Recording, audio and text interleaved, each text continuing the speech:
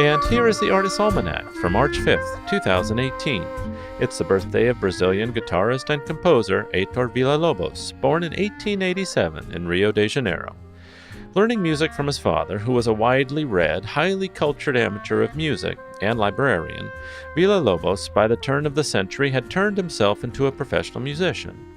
He earned his living as a cafe musician. His instrument was the cello.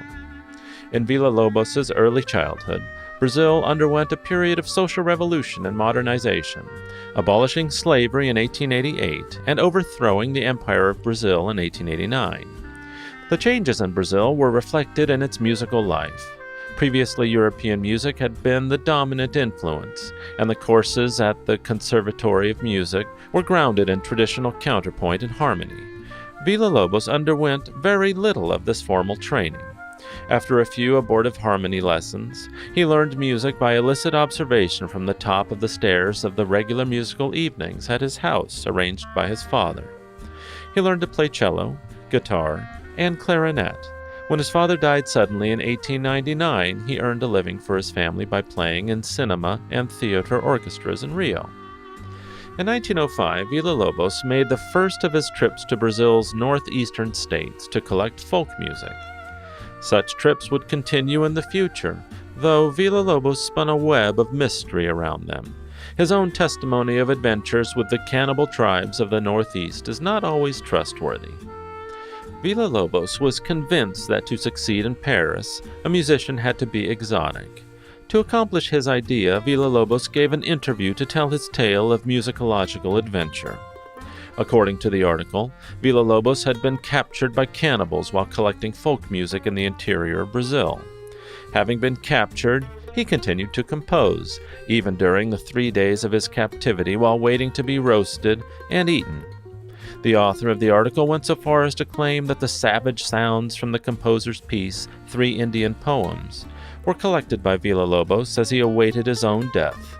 After all, to hear music written under such incredible circumstances was an opportunity too good to miss. Needless to say, the article contributed to an enthusiastic crowd for later Paris concerts, and the French were eager to hear the music of Le Sauvage Brésilien. Being mostly self-taught, the compositional style of Villa-Lobos never conformed to many academic norms. His chorus number 8 is no exception. The percussion section included large and small seashells, various types of snare drums, a small samba drum, 2 bamboo pieces of different sizes that produce sounds without definite pitch, and a particular section of the work that required a sheet of paper to be placed over the strings of the piano. While some of these instruments and methods of playing are now commonplace, they were considered entirely new in 1927 Paris. The multiple simultaneous rhythmic syncopations in which the pianos and instruments fought in opposing rhythms and tonalities caused amazement at the first performance. The reviewer of the Paris Matinale had this to say about its premiere. "We see the orchestra with its 80 performers unleash, without concealment, the worst instincts of the first man in the Stone Age. The fantasy is mixed with savagery, but a stylized expression of the primitive instincts of man who is honest and of noble soul, man who has not sold his soul, and man who belongs to no one but himself, and is therefore beautiful. The orchestra howls with rage, the prey of delirium tremens, and at the exact moment when one thinks that the absolute limits of superhuman dynamic tension have been reached, the 20 fingers of the pianists attack the 2 pianos with the ferocity of a tank brigade, which, in the midst of tumult, explode in a demonic burst of sound. At this moment, the sound is infernal or divine, depending on the response of each listener, because it is impossible to remain indifferent. One adores or hates. One is irresistibly convinced that a great wind has swept over us."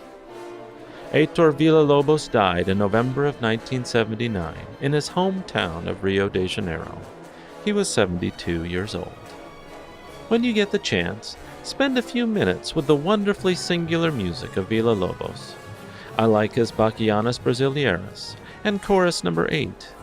You may not, but it's worth hearing anyway. Thanks for listening.